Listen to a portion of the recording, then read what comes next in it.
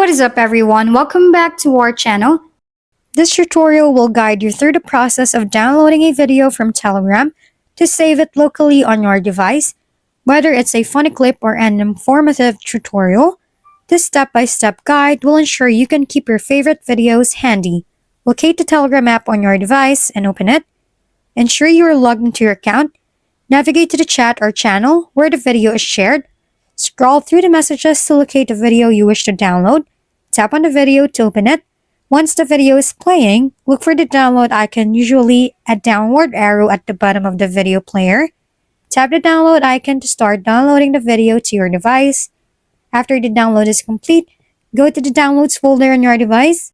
Alternatively, you can find the video directly in the Telegram app under the Saved Messages section or the respective chat.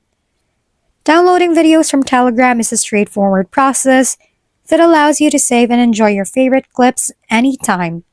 Follow the steps to ensure a smooth experience, and remember to check your device storage and permissions if you encounter issues. If we've been helpful, kindly give us a thumbs up, and don't forget to hit the subscribe and bell button for more contents. For any questions and suggestions, comment down below.